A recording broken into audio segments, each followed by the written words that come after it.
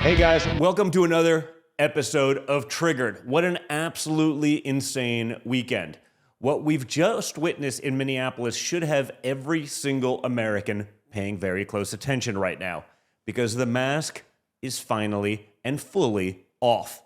Plus, we'll be joined by author and investigative journalist Peter Schweizer, who has a new book out, The Invisible Coup, and it ties into everything we're seeing happening in Minnesota right now. So make sure you guys are liking, sharing, subscribing. Hit the like button right now. It's so easy. Share it with your friends. Get it out there. Subscribe so you never miss one of these major episodes. Remember, if you missed the show here on Rumble, go over to Apple, Spotify podcasts. If your friends get their podcast that way, make sure they're out there watching, sharing, subscribing, etc. For all of the top headlines that we cover on the show, go over to my news app, MXM News, where you can get the mainstream news without the mainstream bias. And of course, don't forget about our brave sponsors for having the guts to support this program. Okay, they do it. They support this stuff. Support them. First, check out all the latest predictions on Polymarket. So if you follow politics, you know everyone's got an opinion. But on Polymarket, you actually get real odds on what's likely to happen. Polymarket is a prediction market where people trade on real events, elections, debates, policy moves, and it doesn't stop at politics. There are markets on the economies, tech, sports, pop culture, and so much more. It's all live, it's transparent, and it gives you a real-time indicator of what people really think is going to happen. So go give it a look at polymarket.com, check it out, and let me know what you think. Guys, now let's get into the top headlines. The situation in Minneapolis has completely exposed what we've been saying for years. You have a Democrat governor, Tim Walz, who is openly threatening federal law enforcement. You have Mayor Jacob Frey, who's literally said, and I quote, "Get the F out of Minneapolis" to ICE agents who are trying to enforce the law and remove dangerous criminals and fraudsters from our street. Think about that for a second, guys. Elected officials, they're telling federal agents to leave. They're encouraging targeting of ICE agents, while their own state was revealed to have had billions stolen in a massive fraud scandal. These are the people claiming the moral high ground. Now, we've had 2 shootings in Minneapolis this month involving federal agents. And look, any loss of life is tragic. But what we are seeing is a deeply organized effort by leftist agitators to assault, obstruct, and attack ICE. And the individuals involved in these sabotage operations have direct ties to Governor Tim Walz, including a top Walz campaign strategist. Maybe, based on what we've seen, maybe even his own lieutenant governor. Things that were uncovered due to some of the great investigative work by Cam Higbee. Look at your screen. Here is the entire training manual for domestic terrorist patrols chasing ICE agents in Minneapolis. Think about that. They have a training manual. This isn't people that showed up because they really feel wronged about something. They're being trained. It's like an insurrectionist movement. And inside these signal chats include databases of license plates, where they believe ICE agents are staying, plotting various schemes and ways to track them, target them, and to hurt them. This is not by accident, folks. This is an organized campaign. There's nothing organic about it. Just like there wasn't in BLM or the LA riots, there is a lot behind this. This is an actual insurrection, and it's all designed to put law enforcement officers' lives at risk, to create situations where they can then get outcomes that they want, to drive narrative, not based on facts, but based on the agitation that they've created. Check this out. What sticks out to me from covering these protests here for the past several days in Minneapolis is just how organized these protesters are. We talked about the ICE watch group. These people have spotters, Sean, all over the city. So they see who pulls in and out of the federal building, whether they're ICE agents or not. They want to track you down. They want to put you in a database, and then it's shared, according to DHS sources, through signal chat. So that's what sticks out to me about this. They're angry, they're motivated, and they have a message for these ICE agents that they don't want them in the city of Minneapolis. And I think it's important to point out, too, as you have, when you're talking about who these neighbors are, I asked those protesters, you're here to protect your neighbors. We hear it from the governor. We hear it from the mayor of Minneapolis. Who are the neighbors? I asked a few of the protesters. Are you here to protect the guy who DHS says was in the country illegally, that is wanted for sodomy, for murder? And they say, no, that is not true. They're taking, American citizens into custody. So no matter what you say, no matter what the facts are from DHS or from whatever side, they don't want to hear it. So that's what we've been dealing with on the ground. Things do escalate, and then 1 minute it's okay, you blink, and it's a different story. The smell of tear gas ongoing here in Minneapolis, Sean. All right, Alexis, thank you for that report. And tonight, in just a moment. This is not a protest. This is an organized operation to illegally disrupt and sabotage ICE by an extremist group that surveils and trains agitators to illegally disrupt immigration enforcement operations, and even ransack a local hotel where the rioters believed the ICE agents were housed. Time and time again, we have agitators showing up to impede ICE operations and getting into confrontations with ICE agents, and then resisting arrest, even biting off an agent's fingers. And with Waltz and local authorities seemingly on the side of the rioters, federal law enforcement is having to defend themselves from these violent mobs by themselves. And it's only getting more dangerous. Is everyone press? We're over 90. We're all members of the press. We're all press here. Okay. This officer appears to be bleeding from the mouth. Oh my God. Are you okay? I'm fine. Are you okay? I'm fine. Says he's all right. He's all right. Where's the local PD? That's my question for the press. Okay. This officer. Where is the local PD? What's your message to the local PD, sir? No. Okay. Well, the mayor. Very chaotic. Sir, while you're giving messages, what would your message to the protesters that want you out be? An impromptu press conference with the As long as you're getting No comments, comment. do you have any comments Please to the get people that want back you up. out? Back up. officer said, Please give me some room. question. We're giving you room. So ask yourself, guys, why is the media making it a presumption that the ICE agents are in the wrong? No one has a right to impede federal law enforcement. Those are the rules. That's what they've been talking about for years. Now that the situation's reversed and they can weaponize it politically, things have somehow changed. I'm very confused about why the conversation is about what you're talking about, instead of focusing on what really matters, which is why in one city, in one place do we have these problems. We deport 10 times the number of illegal aliens out of Texas than we do out of Minneapolis. Why do we hear nothing out of Texas about any of the same problems that we have in Minneapolis? I'll tell you why. Because in Texas, we have the cooperation and support of local law enforcement so that we can do these operations safely, keeping U.S. citizens and others protected and safe. That is not what we have in Minneapolis. And the fact that it's the administration that's being blamed for the utter failure of leadership in Minneapolis is not right, it's not appropriate, But are and you it's also saying those not officers true. But what's the Democrat response? Waltz is calling it organized brutality and comparing it to Anne Frank and the Holocaust, which is completely disgusting. Check it out. We have got children in Minnesota hiding in their houses, afraid to go outside. Many of us grew up reading that story of Anne Frank. Somebody's going to write that children's story about Minnesota. And there's one person who can end this now. And remember, there's a pattern here. We just had these lunatics invade a church last week, and the invasion of City's church was even worse than we initially thought. Agitators blocked stairs so parents were unable to get to their children at Sunday school. One of these rioters told a young child, "Do you know your parents are Nazis and they're going to burn in hell?" Think about that. That's happening in America in 2026.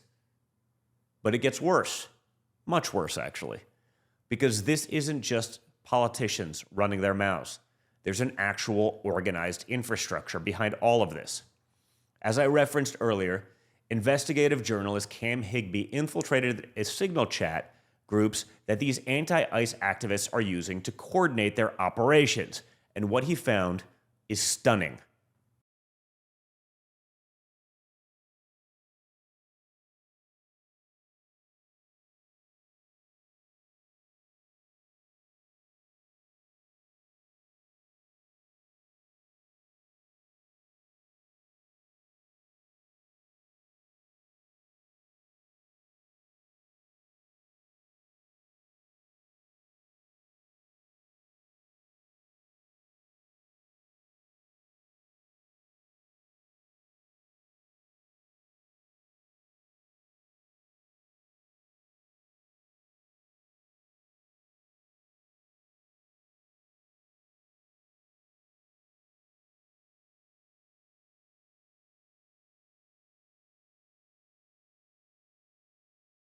Think about what you just saw in that training manual and in those chats. Each area of Minneapolis has its own signal group, sometimes multiple groups. They use emojis to designate their roles. They have mobile patrols who spend their entire shift driving around looking for federal vehicles. All these things magically disappear at midnight every night. When they spot one, they send it to Plate Checker, who cross-references it against a database of known federal agents. They have dispatchers running calls all day long, telling people where ICE has been spotted and how to impede them. They track the size of their federal units, their activities, locations, uniforms, times, and equipment. These people are running a quasi-police force to hunt down federal agents. And Cam Higbee found that they delete, again, their chats daily, refresh the groups, use code names to avoid detection. At any given time, in each small zone, there are 50 people actively pursuing federal agents. This is coordination at a level we've never seen before. This is like what the Taliban was doing in Afghanistan, what insurgents in Iraq were doing to our special forces troops. This is the same playbook. And here's the kicker. Higbee found evidence suggesting that local police may be cooperating with these groups. One of the signal group's admins has been identified as Amanda Noel Kohler, a former Tim Walz campaign strategist. And there's other reports suggesting that his own state's lieutenant governor is involved as well. The man who was killed on Saturday, Alex Pretty, was reportedly a member of one of these neighborhood signal ICE groups. This wasn't some random bystander walking down the street. This was someone who was part of a coordinated network specifically designed to track, follow, and confront and harass federal agents. Who's funding all of this? Who's training these people? Because this level of organization doesn't just happen spontaneously. This isn't organic. There's nothing organic about this. This isn't grassroots activism. This is a coordinated, weaponized campaign. And the fact that the Walz campaign strategist is allegedly running one of these signal groups while Tim Walz threatens to deploy the National Guard against federal agents tells you everything you need to know. I imagine they're also trying to cover up the fraud that's been discovered in Minnesota as well. So when you see what's happening in Minneapolis right now, understand this isn't organic. It's designed to look that way. The media and the narrative that they come up with is going to make it seem that way, but this isn't grassroots. This is a coordinated campaign to prevent the United States from enforcing its own laws. Democrats are putting illegal alien criminals over tax-paying, law-abiding citizens, and they've created dangerous circumstances for everyone involved. And here's my question for Walz, for Fry, for Omar, for all of them. Why is this the hill you're willing to die on? Why is preventing the deportation of illegal immigrants, including violent criminals, rapists, murderers, drug dealers, pedophiles, why is that so important to you that you're willing to engage in what amounts to sedition and insurrection. Democrats are even using this to shut down the government once again. It's all part of their playbook, guys. We've seen it far too often to not understand what's going on.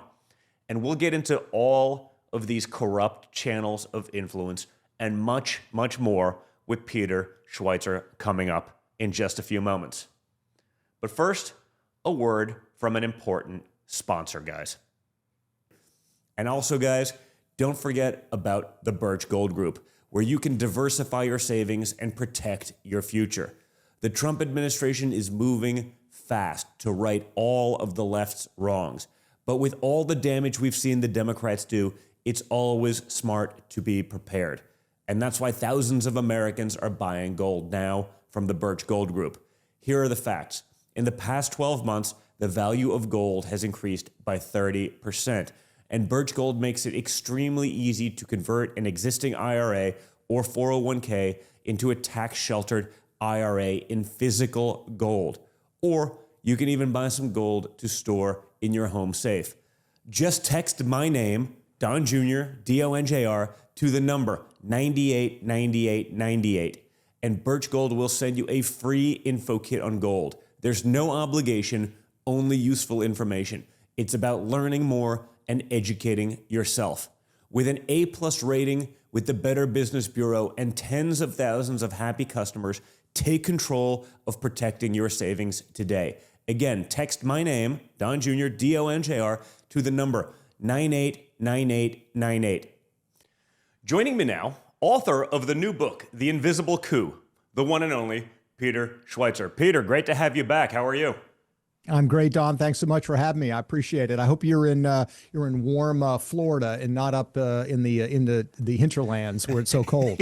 Yeah, no, I am. I moved to Florida, 5 years ago, whatever it was, 6 years ago now, and I'm saying, man, I didn't think I'd like it. I was like, I grew up in New York. I love the seasons. I love the, it's this time of year that you're like, you know what? Florida in August kind of sucks, but it's those 6 months of winter up north that I'm like, you know what? I don't miss that at all, actually. I can go skiing a couple times a year and get my fill. Yeah. Those ice storms are kind of a downer. Well, I just hope everyone's okay. But yeah, no, it's it's rough. It's rough. So, Peter, you have a new book coming out, and I thought it was interesting. The tagline is, they didn't just come here, they were sent here. Obviously, we're talking about immigration, all of these things. What made you shift the immigration debate away from just economics and crime into something much deeper, much more foundational? I think we're all noticing that now. None of these things seem to be coincidences. They all add up, and it was very intentional. But what was the sort of the catalyst that made you switch your thought process there?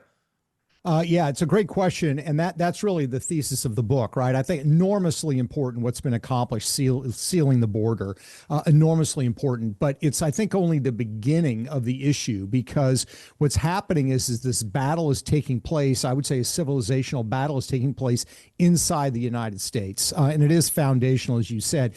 The thing that really turned me on this, Don, was I ran across these quotes. I was doing some research on immigration. I ran across these quotes from leaders in Mexico, and I could read like a dozen of them. I'm just going to read two of them really briefly, if I may, that kind of led me to think, maybe this is more than just about the economy or about Mexico getting remittances. The first one's from one of Sheinbaum's top aides. She wrote it in December of 2024. It's in a government report. Quote, "We already know that the Mexican population in the United States reaches 39.9 million. We Mexicans are reclaiming our territory." That's an actual quote from an aide. This is from a powerful Mexican senator, Morena Party, the ruling party. He's on the National Defense Committee, and he said this just a couple years ago. Quote, "Mexicans are in our territories: California, Nevada, Texas, Utah, New Mexico, Arizona, Kansas, Oklahoma, Colorado, and Wyoming. We're going to take back the territory that was stolen for us." And so I looked at those quotes and I thought, well, okay, maybe this is just bravado, right? These guys are just kind of, saying stuff.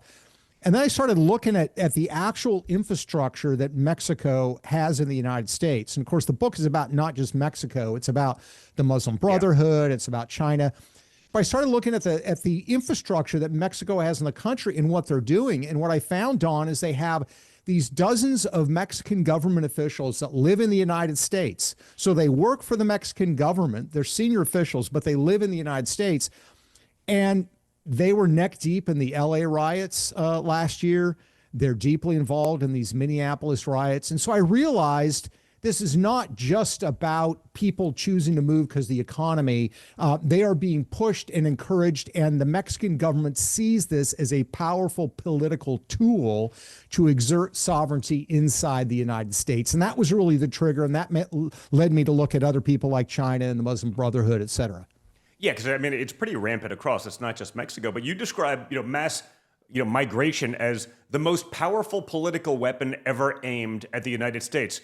Walk us through, maybe some of that evidence that convinced you this is organized rather than, organic. You mentioned some of the stuff about Mexico. Obviously, we talk about, I was reading articles, I think it, stemmed from your book about, millions of Chinese coming of voting age in the next, by the next election cycle.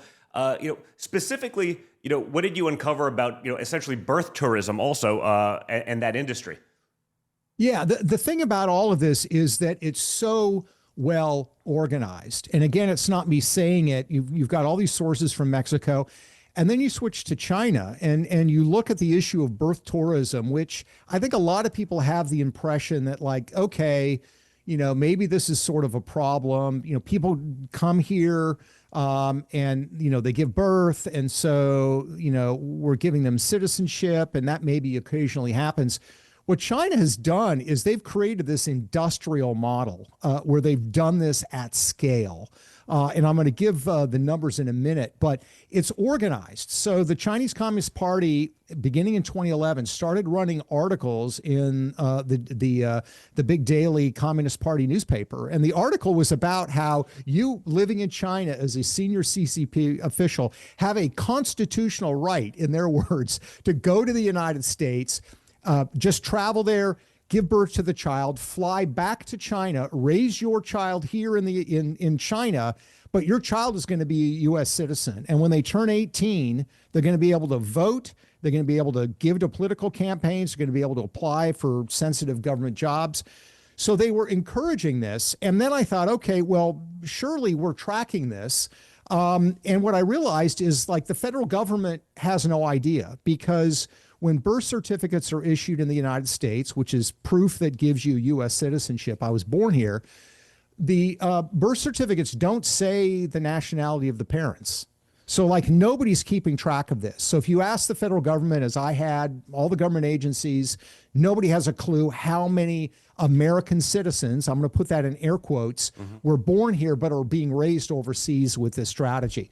But the Chinese government, Dawn, is tracking this, and the numbers are eye-popping. The Chinese government estimates that beginning 13, 14 years ago, every single year, roughly 100,000 Chinese have come to the United States, given birth, gotten that birth certificate, gone back to China with a baby, and are raising the child there. That means more than 1 million people that are, quote unquote, American citizens being raised in China.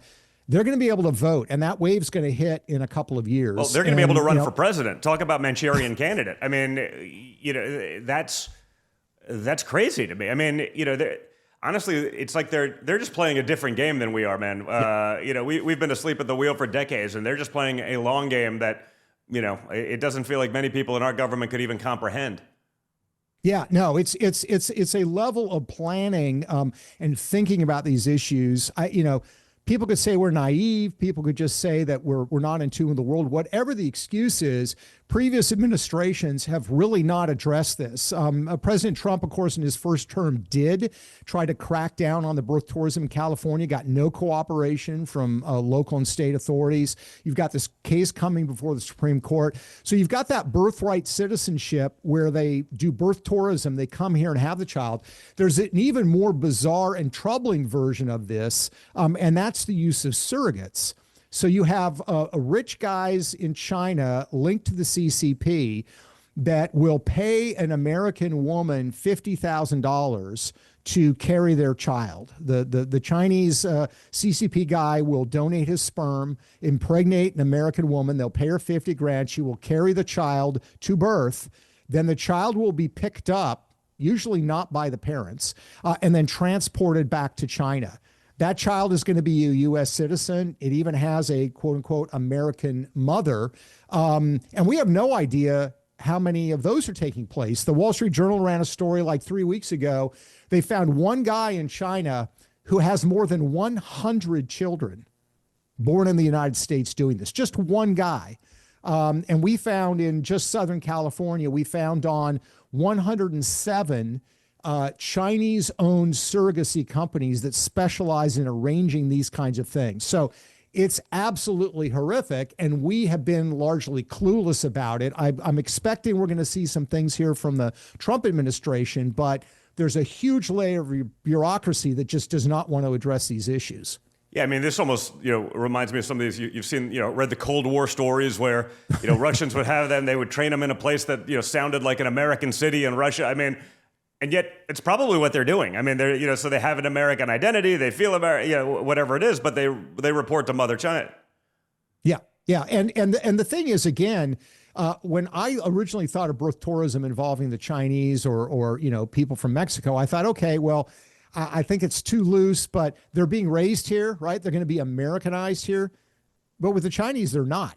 They're not being raised here. They're being raised in the CCP. They're being raised in communist China by the CCP. And as you point out, we know that when Chinese come to the United States, students, they're coming here as researchers, even if they don't want to cooperate with the CCP will threaten their family. They will threaten their friends. If you do not cooperate, bad things are going to happen in the home country. So they have enormous leverage. And let's remember that 2016 election with Donald Trump and Hillary Clinton was settled by what, 60 to 80,000 votes. Yeah. We're talking about 1 million from China. And by the way, all they need to do is, quote unquote, establish residency by declaring a residency somewhere, and they can vote in pretty much any state that they want to if they do it soon enough. So it's a massive, massive electoral risk that we're facing.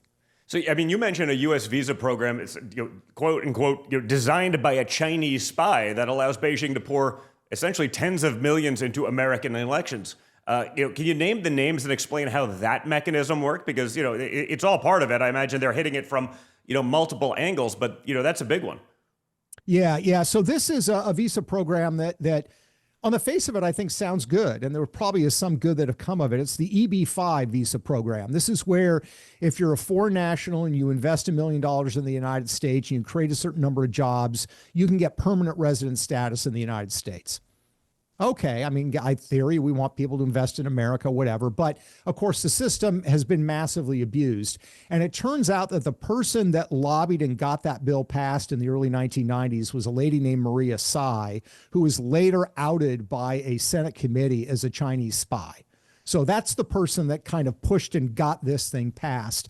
The program is dominated by Chinese nationals. Over to 90% of the people that are getting permanent resident status through this are Chinese nationals.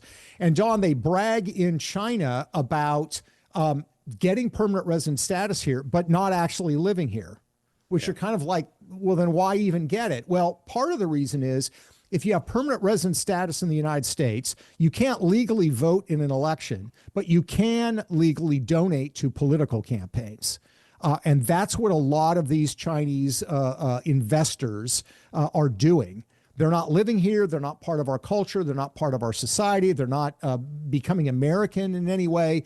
They're staying in China, and they are donating tens of millions of dollars to political campaigns here. I probably don't need to, you're not going to be shocked by this. Those donations tend to break 80-20 Democrat Republican.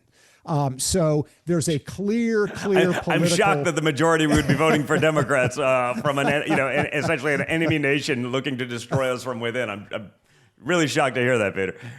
Yeah. So, so this is another example where they have manipulated or weaponized our immigration system. Again, in theory, Okay, we want people to invest in America. We want, if they want to be part of the American dream, we want. But they have taken that program and bastardized it in a way that is now a strategic weapon they are using to manipulate our political campaigns. And that's what I mean by weaponization of immigration. That's why we need to wake up to the fact it's not just about jobs and crime in our streets, although that's very important. It's about something bigger. It's about these political networks that they are now operating in our country, trying to undermine America.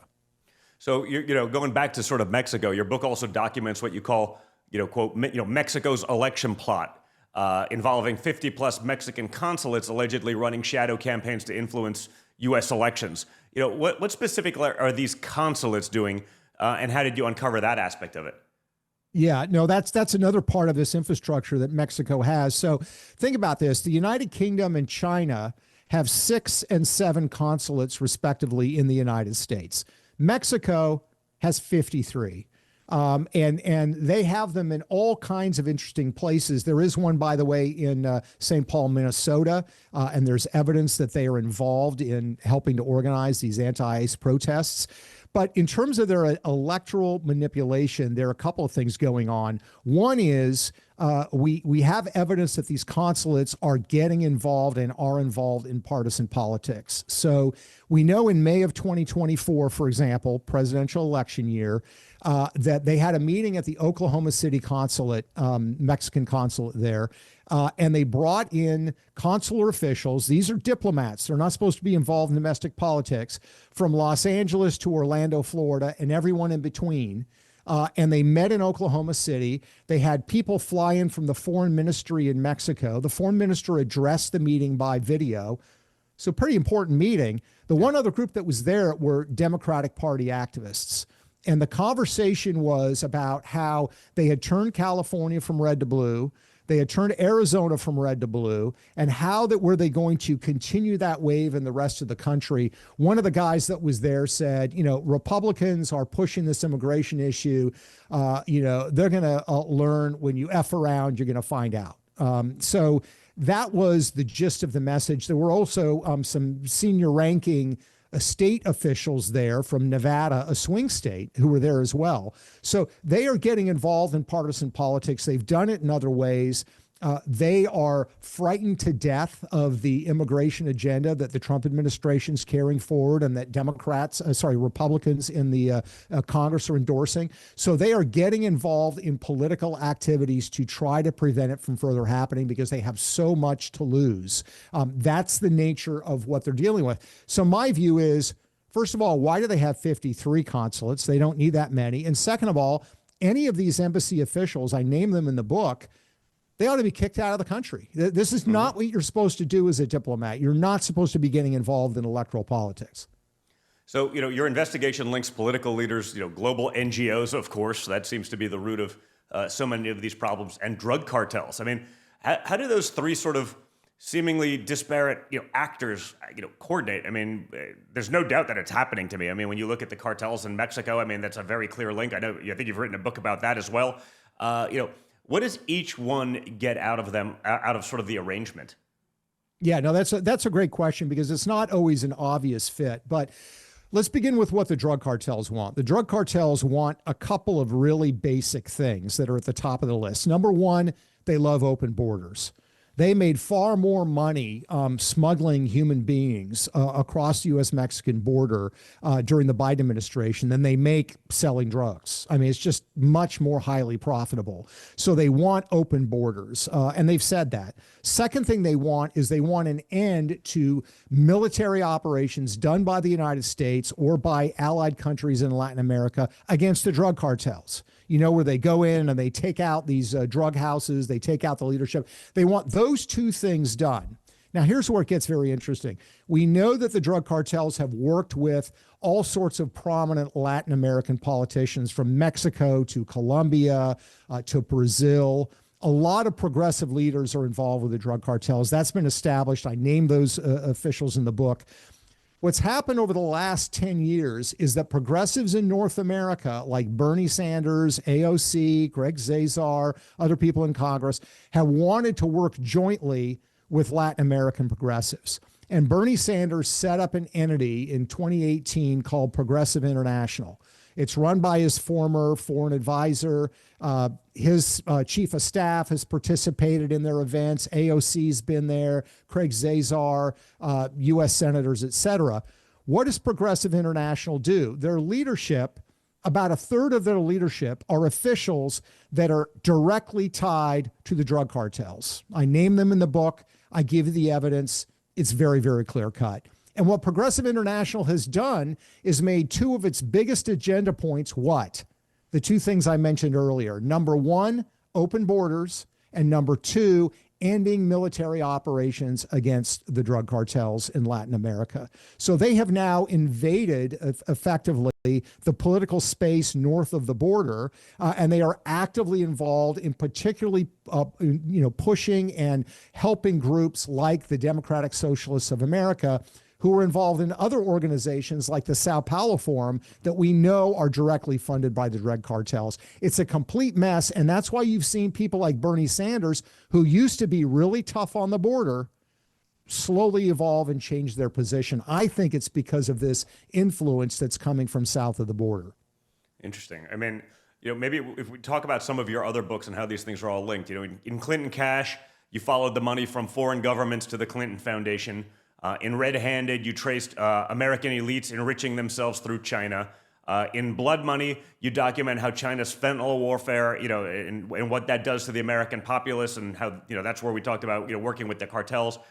How does the invisible coup, complete this sort of investigative arc, or does it open really an entirely new front there? Well, I think what this book is really about is about civilizational warfare in the United States. So what does that mean? Well, what it means is what we're really fighting for is our way of life, the American system. And that's why I think that the American first idea, American first is not America only, but it's America first, right? Why it's so important is it says we have something amazing here that we need to protect, and that is the American way of life, American civilization, which is unique in the world. And when you look at what our enemies and adversaries are saying, they agree. I mean, what the Chinese will say, and again, I quote them in the book, what the Chinese will say is what they're really competing against with the United States is, yeah, there's a military competition, there's an AI competition, we're fighting for spheres of influence, we're fighting in the developing world for allies and for friends. But what it's really about in their mind is defeating American civilization, which they view as Judeo-Christian in its orientation and favoring individualism. And they reject that. If you look at south of the border with Mexico and a lot of the progressives in Latin America, they really have played up in recent years the indigenous cultures in their country. So that's why you have President Sheinbaum of Mexico talking about the great Aztec civilization and how things all went to pot when the Spanish conquistadors arrived.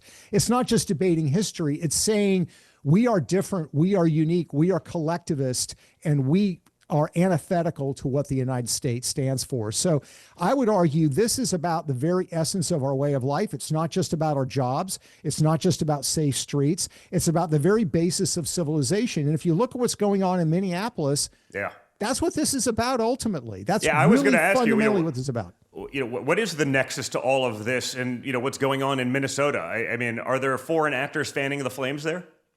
Yeah, there absolutely are. So Mexico has a consulate in St. Paul, which fits the pattern where other things have happened. And some of those groups, there's a group called CLUES, that's the acronym that's involved in a lot of these anti-ICE protests. They share the same address as the Mexican consulate, and they work together all the time. There's another group called MIRAC that is involved in organizing a lot of these anti-ICE protests. They also work very, very closely with the consulate.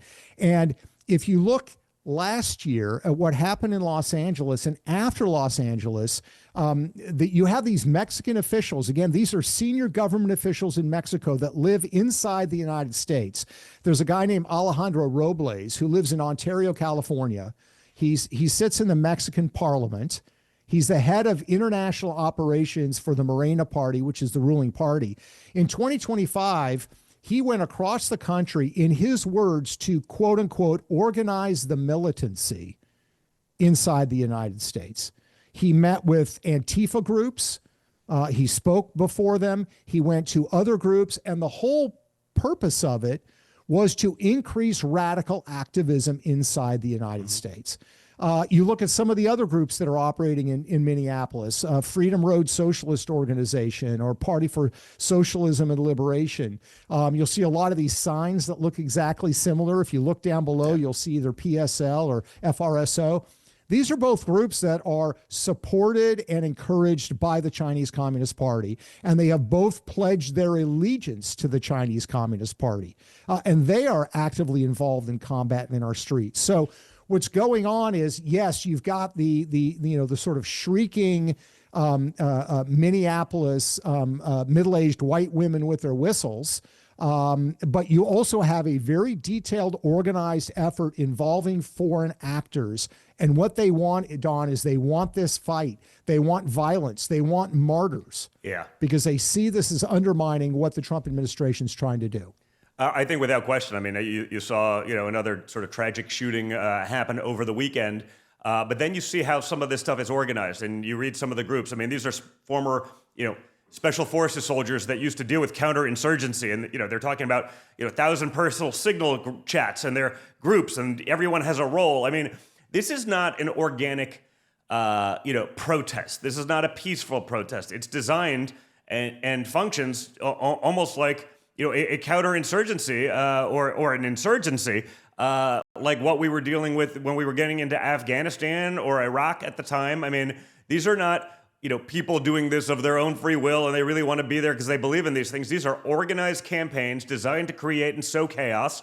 If they're able to create violence, I imagine that's probably part of the textbook and part of the playbook. And, no one likes that, but, I'm sure they're more than happy to reap the benefits of that. I mean, this is not, a peaceful protest gone wrong. This is an organized insurrection as far as I'm concerned.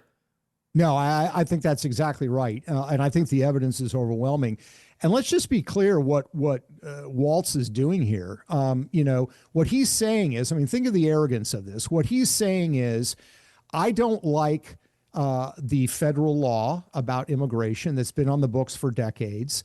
I don't agree with it. So I, as a state official, am going to refuse to cooperate. And then I'm going to encourage other people to disrupt federal law enforcement that are trying to engage in enforcing existing laws. The last time I remember this happening in American history was Mississippi and Alabama in the 1950s and 1960s. I mean, that's what he's basically doing. He's saying, I don't care what voters decided. I don't care that this law has been on the books for 40 or 50 years. I have decided I don't like it, so I am just going to encourage mob rule. And let's be clear, Waltz wants martyrs. Yeah. He thinks he's claiming this is all about humanitarian. It's not. He wants martyrs because that is going to help his cause. I think it's disgraceful what he's doing. And of course, the foreign actors involved absolutely love this because it has Americans butting heads and fighting each other and trying to figure out what's happening rather than looking at what's going on against us from these foreign countries. Yeah, and the reality, so many Americans, they're busy. They're struggling. Life's not hard. Life's not easy. Yeah. It's hard. It's they go through this, so they're not paying attention. So the narrative is never going to talk about the organized aspect of that, the foreign infiltration of these groups, and or the way they're leading and pushing people to do that. On a face value, say, oh my God, look what's happening. This is the disaster. It's a terrible thing. I imagine a very small percentage of people will ever break through and actually, look into the subtext and look at what's actually happening and why, and understand that it's very purposeful, not at all organic. Yeah, no, I agree with you. And here's the thing, people always ask me when I'm writing my books, oh, all the research you do. I mean, just be honest with you. If you have the time and you have the determination to look, you can find these things. That's kind of how I make my living. And so when you look at a lot of this disruption in the streets, they advertise it. There's another Mexican official who lives in Los Angeles, sits in the Mexican parliament, but lives in Los Angeles. who on Facebook during the Los Angeles riots was cheering on the protesters, the harassment of police, the disruption of everything. He was cheering it on, and he was saying, you know, we are part of the permanent resistance. We are at the forefront of civil resistance inside the United States. So they're saying it. It's there. This is not made up. This is not speculation. The evidence is clearly there. And I think it's just, we need to continue to emphasize this message and push it forward and force the rest of the media to pay attention to it. Yeah, I mean, I have a feeling you won't, which is why it's so important to, you know, have guys like you that are willing to do that, even perhaps guys like me that will talk about these things. That's why we ask people to share it so they understand. Because again, you're never going to read about, you know, these thousands and thousands of Signal chats where they're organizing these protests and everyone has a role and the emojis are there describing what people are supposed to do. And magically at midnight every night it disappears entirely, so they can't trace it back. I mean, for those who, you know, bitched a lot about insurrection about, you know, 4 years ago, 5 years ago now, they don't seem to be looking into this. And this is, you know, frankly, obviously, you know, an insurrection that's happening, and yet they're more than happy to turn a blind eye to it. Yeah, well, the other thing, you're exactly right about that. The other thing I find interesting is how many on the political left now apparently are in favor of the Second Amendment, because they keep pointing out that this, you know, the nurse was carrying and he had a constitutional right to do so. And, you know, how dare you, you know, challenge his right to do so. And of course, I mean, I've been a long time gun owner, concealed carry. Me too. You know, he didn't have his ID with him. You always have to have your ID. And the first thing I learned, you probably learned the same thing when you carry concealed, is you avoid confrontation. Correct. You do not go to a violent protest and participate in it and obstruct federal law enforcement when you are carrying a firearm. That is a really, really stupid, bad idea. But I do find it encouraging that we now have new support for the Second Amendment, at least by some officials in Minnesota. You know, so beyond sort of, you know, the government officials and, you know, some of the, you know, NGOs and stuff, a through line in your work is that essentially the American elites are, you know, prioritizing personal enrichment over national security. In this book, you know, who are the domestic enablers of what you're calling the invisible coup? And we've seen that, you know, the elites, they, you know, we did that with our jobs. You know, a couple billionaires said, hey, you know, we're going to save, you know, 0.2 cents on a widget, and so we're going to ship the American dream off to China.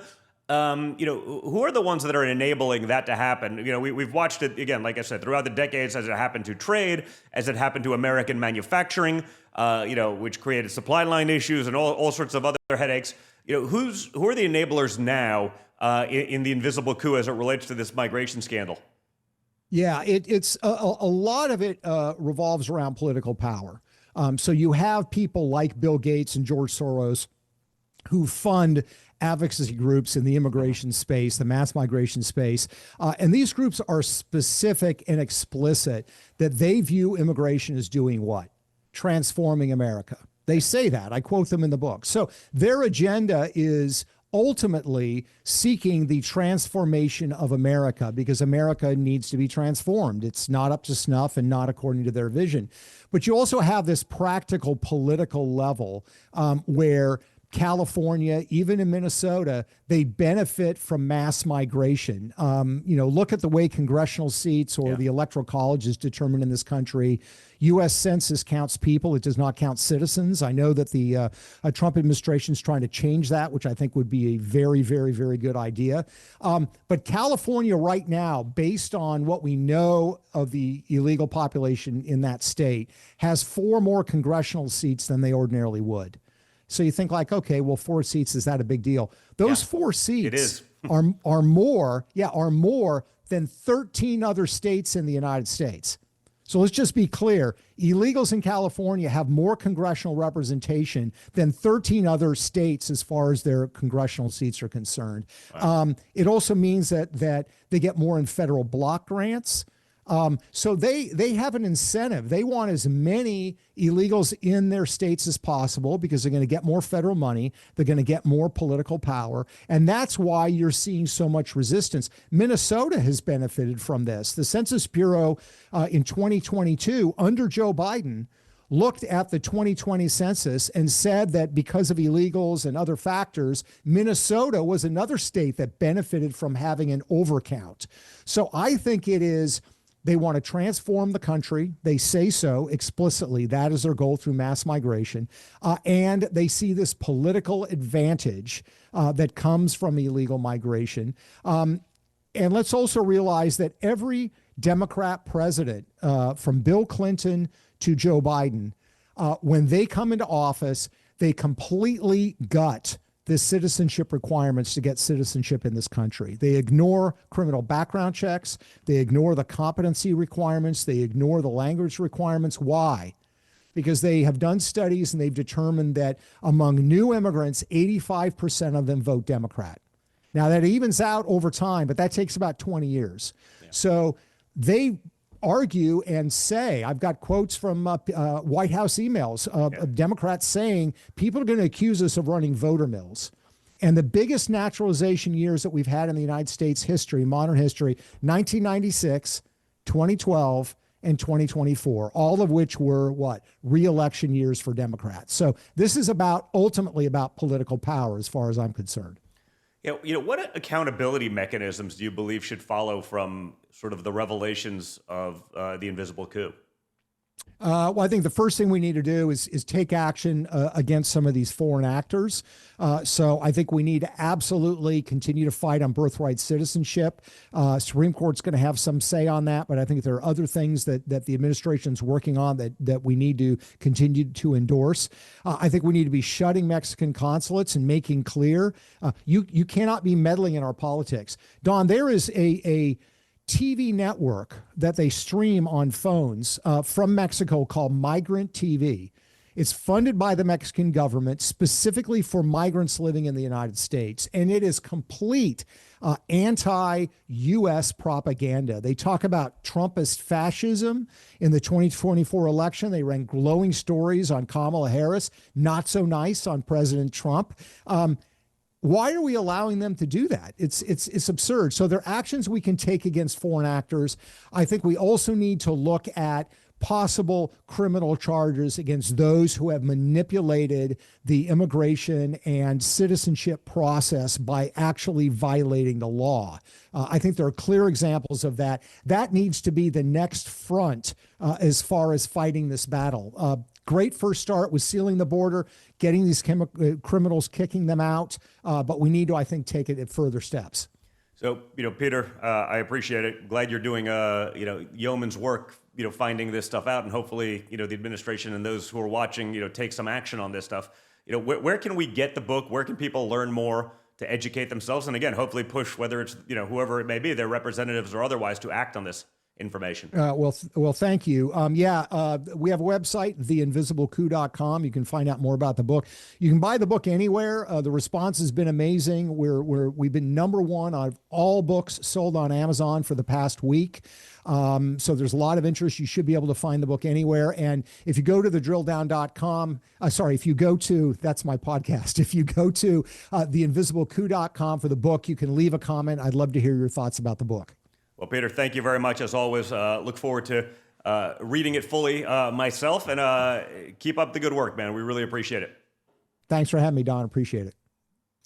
Guys, thank you so much for tuning in. Remember, again, to like, to share, to subscribe. Just hit the like button right now. Subscribe so you never miss one of these episodes, and share it with your friends. Okay, share it with them so they see what's going on. We have to do the work that our mainstream media, that the journalists out there are never going to do, okay? They're going to put out a narrative. People are going to look at it, rightfully so, and be shocked and say, oh my God, it's so terrible. It's exactly their playbook. They're trying to win hearts and minds, and they're going to suppress the information that would change those hearts and minds if they knew just how bad the rot actually was. Check out our incredible sponsors down below and in the video description, okay? It takes guts to support this kind of programming and keep it going. Support those who share your values. Check them out. And if you haven't already picked up a copy of Peter Schweizer's The Invisible Coup, go do that. So guys, stay focused, stay engaged, and always stay a little bit triggered. I'll see you on Thursday.